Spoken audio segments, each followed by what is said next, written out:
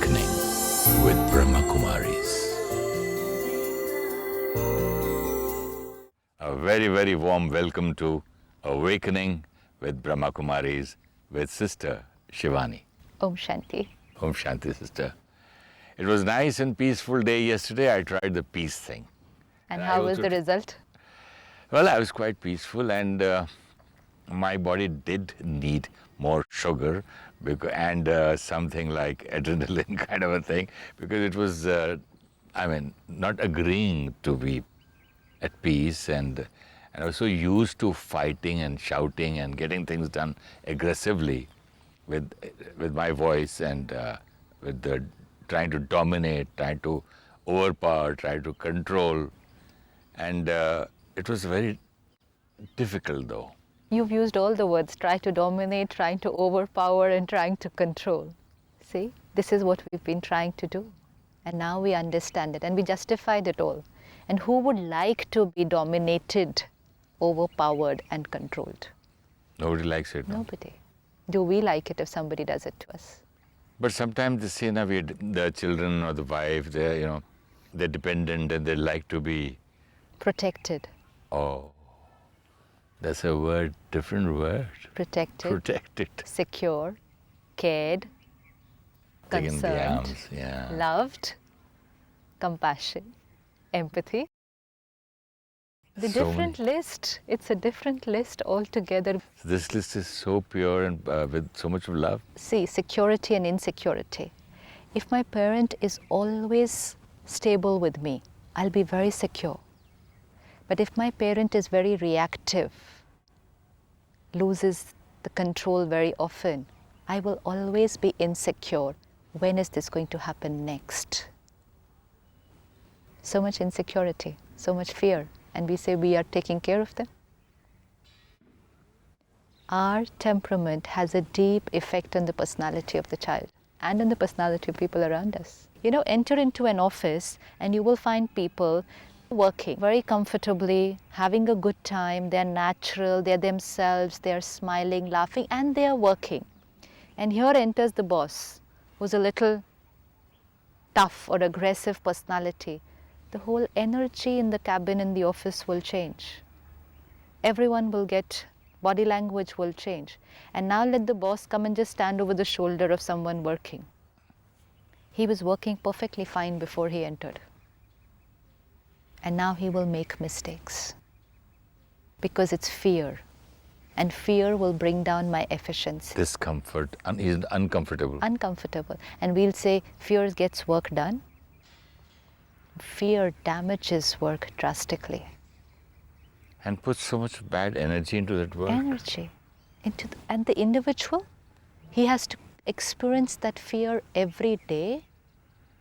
And then when that individual goes out, see how it becomes a vicious cycle. I'm not able to say anything to my senior, but I'm feeling very submissive. So then I go out into my family and I need someone on whom I want to show that I am powerful.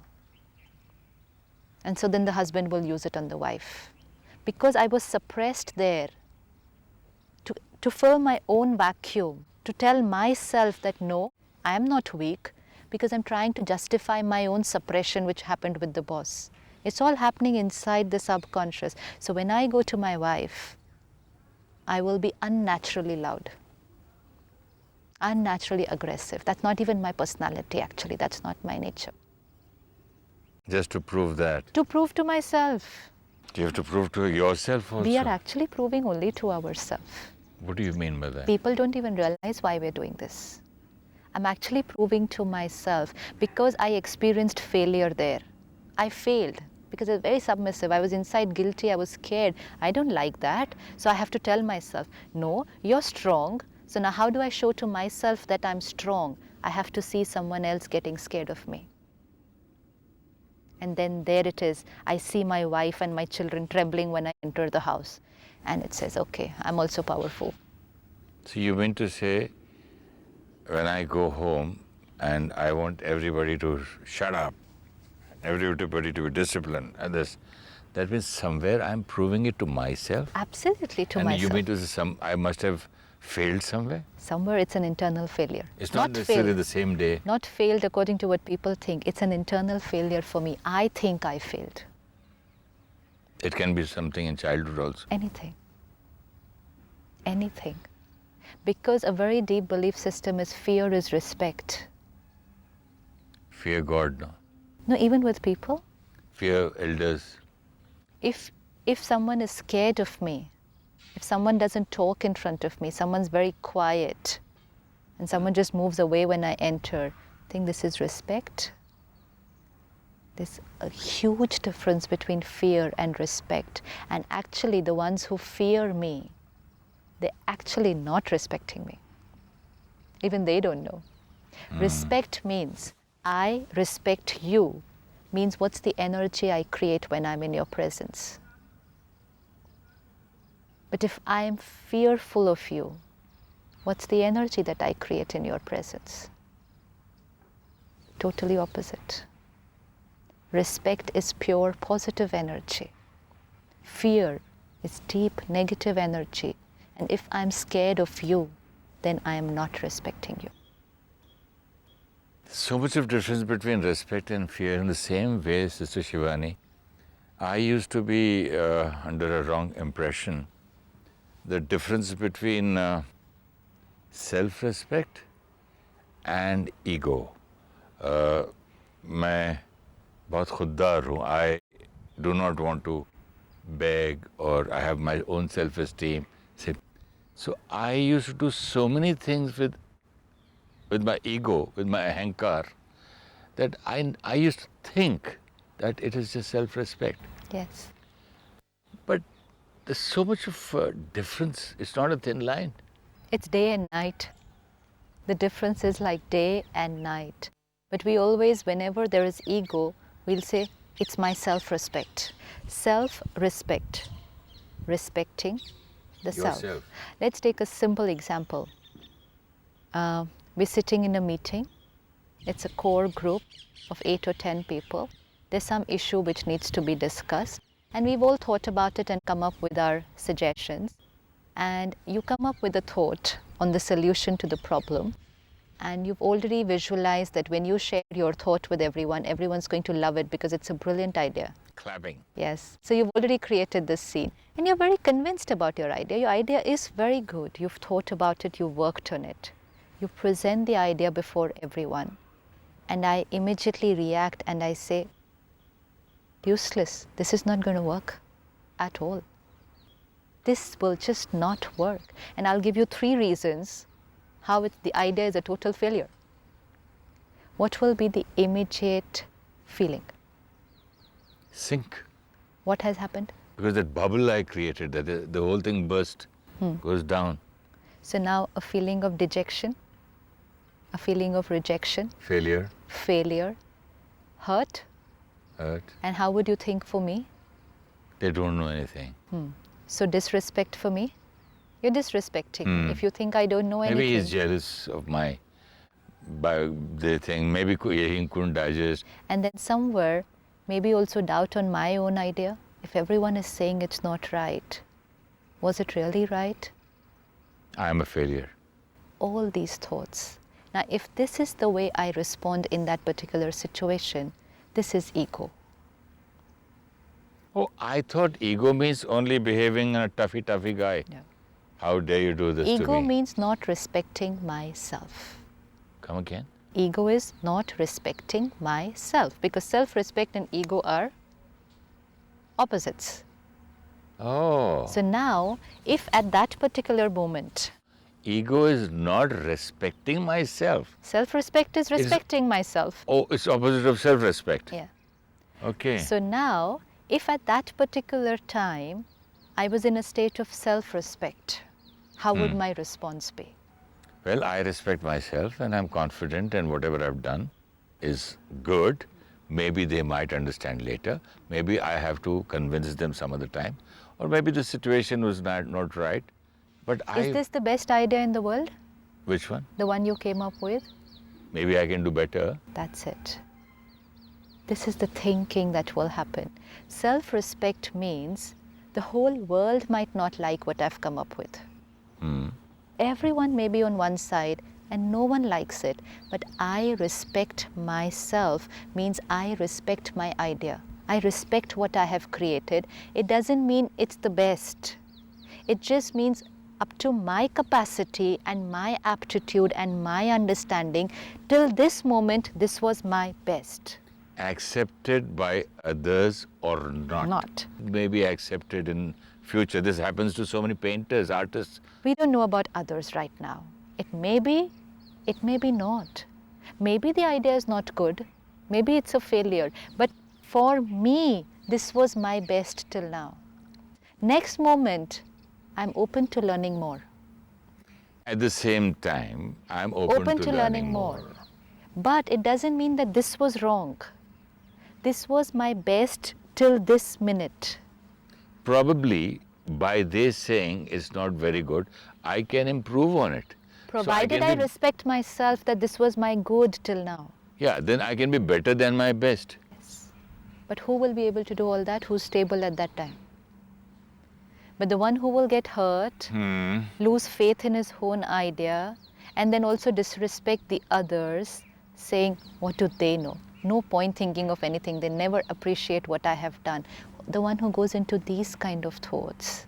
What is the point in working in this kind of a company? Your ideas are never respected. Your hard work has never been appreciated. There is no point. They have their own type of people, own set of people. They like each other. It's better not to work. So ego will be reactive. The reaction could be either loud, an outburst, or the reaction could be a rejection, a dejection internally, just withdrawn. And self-respect would be, okay, I understand, but this is still my best, till now. And because I respect myself, I respect to the other person who criticized my idea. Whatever happened in this incident, you think this man was defeated? We're not looking at what happened in front of everyone, whether that was success or failure. We're going to check for ourselves whether I was successful or a failure.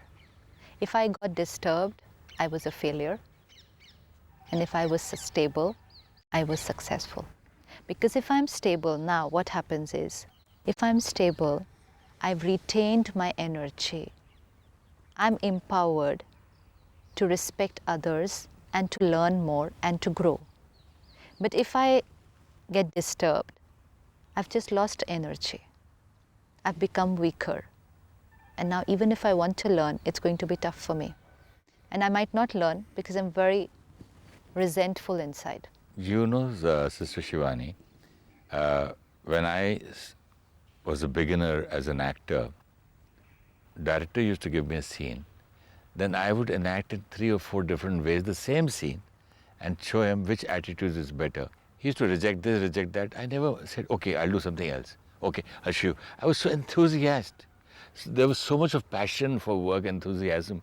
I never even thought that it can be defeated or I should behave like this or not. What you telling me this today, of my idea being rejected, it never came through. I said, okay, it might not suit this kind of a film or his point of view for the whole film because he knows the whole story. I'm just, if I put one patch of mine, so it might, not knit properly or not go in properly. True. So I used to be excited to show, okay, I'll show you one more. What about this? Okay, what about this? So they used to be so pleased. But you want to put in your best. Yeah, but at the same time, I would give another one. So you want to put in your best. Yes. So you're ready to change. But this I never even knew that I was. No, but now let's While apply talking to this. you right now, I'm remembering. Let's apply this to the bigger drama. Okay. For that film, in your role, and for each scene, you were ready to change till you gave it your perfect shot. You didn't ask the director, change the script according to what I'm acting. Whatever Change I the say other is people. right. Change the other people according to, because this is the way I'll do my role. Same thing here. We're always looking for other people to change according to my script. I want other people to transform according to my role. No, this is the bigger drama. Everyone's doing their role. Now let me see what is my best shot. And best shot is when I, the actor, do the scene through my original personality. unaffected by other actors on the stage.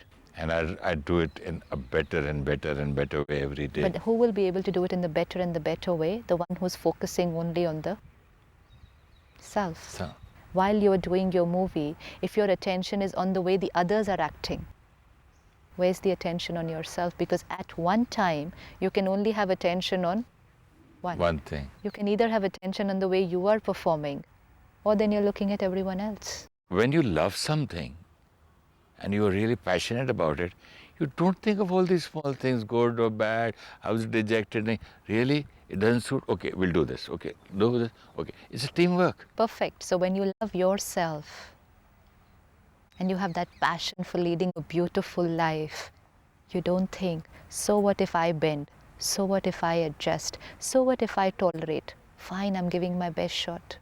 But in life we will say, why should I adjust? They are the ones who should adjust. Why should I tolerate every time? They are the ones who should do it. I'm elder, they are younger to me. I'm senior, they are junior to me.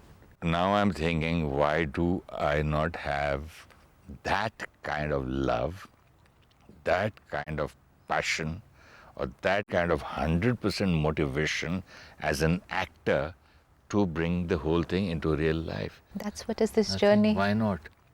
Why am I not doing it? We're doing it now. I'm not in love with myself. Am I not in love with the world or the life? If Or we is were it- in what love is- with ourselves, would we hurt ourselves? Would I inflict? Would you pick up a knife and go and inflict an injury on your child like that? Just cut his veins like that? No, why? Love. So we won't physically abuse our child because we love the child. But when we don't love ourselves, we can physically abuse. I can just cut my own veins. I don't love myself. Similarly, emotional abuse. Day in and out, I'm cutting something here. Every time I'm creating wrong thought, I'm inflicting an injury on myself. But I do not know that I'm cutting myself or inflicting. When I didn't know from so many years, you mean to say all the viewers, all the listeners, So do now they know just about let me it? stop and ask, every time I'm creating pain, every time I'm creating pain, I am I'm inflicting. creating pain or the world is creating pain for me. Again, The world is doing what they are doing. The deepest belief system, they hurt me. Nobody hurts me. No one can hurt me. Physically, somebody can hurt me because physically my body is in contact with them. But here, to enter here and hurt me, who can do it? Emotional hurt is here. So who can enter inside and hurt me? No one. No one can hurt me here. I hurt myself. So no one can hurt me. I can use them and I can use their words to hurt myself. You can say one sentence to me in the morning, just say it and walk off. It's not that sentence which will hurt me, but I'll take that sentence now and create a running commentary inside. I didn't understand when I was a child when my teacher told me sticks and stones will break my bones, but words will never hurt me. That's what we did as children. As children, this is how we are. When we are playing as children, we say anything to each other. And we don't get hurt. But as we're growing up, and the ego, the acquired belief systems, and one word from someone, From someone 10 years back. this is what it is. And then we'll say, they hurt me. They cheated, they betrayed, they lied, they did what they want. But I created the hurt. There's a difference between the cheating and the hurt. But I say, they hurt me. Now I wait for them to change, for them to come and say sorry, apologize to me, so that I'll be healed. We can literally beg people to say sorry to us. Come on, say sorry, say sorry. We even teach a child to do that. We won't talk to the child. And then we tell Sorry, the child, say Papa. sorry. And then when you say sorry, the face will change.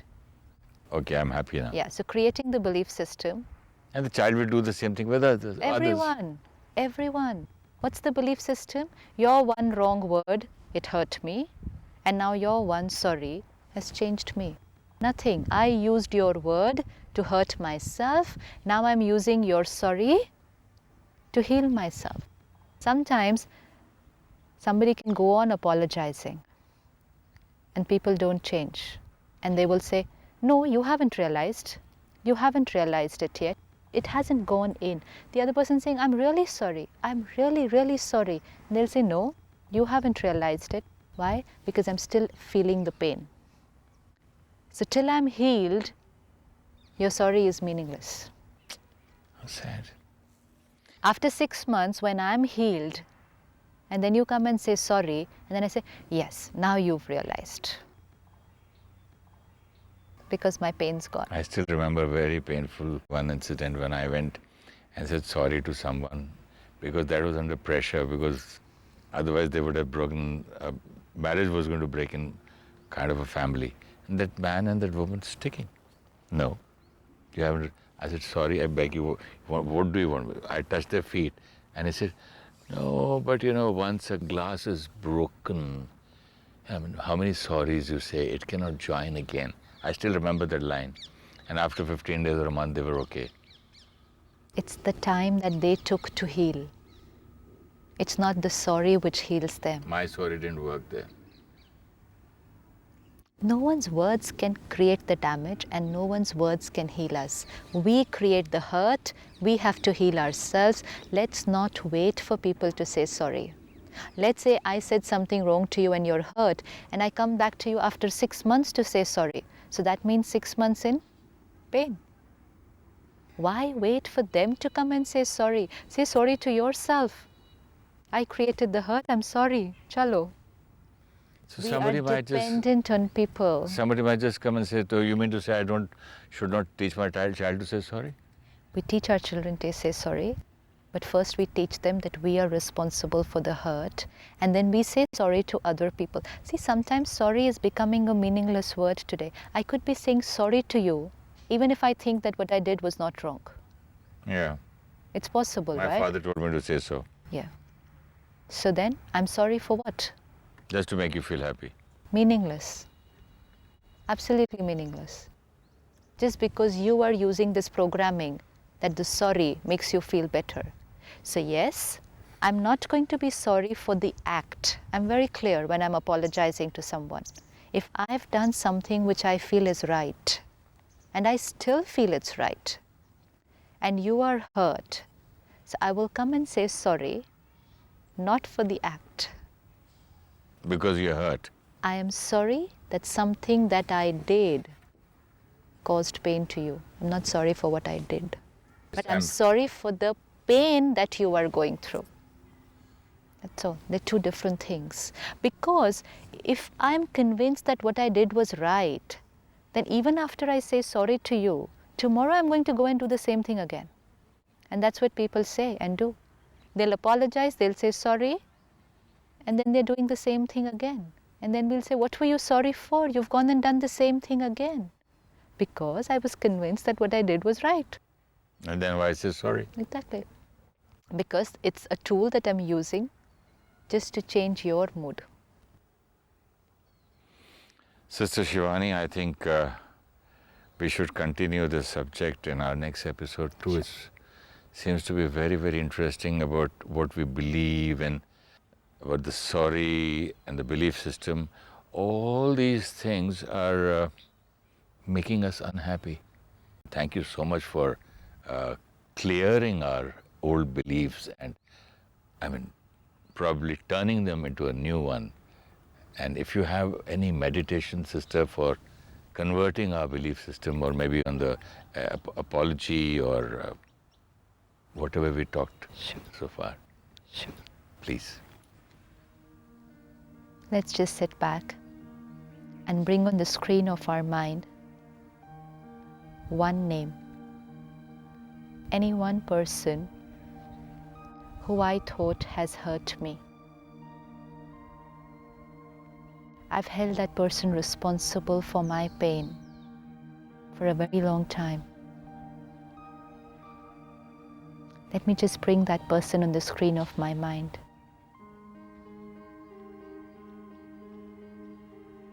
Let me now tell myself, he did what he thought was right. He said what he thought was right. It was my choice to create the hurt. They did not hurt me. I used them to hurt myself.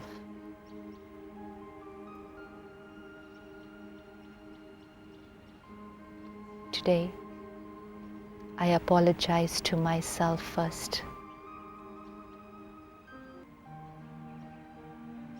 I inflicted all the injuries on myself with every thought that I created of pain. Today, I apologize.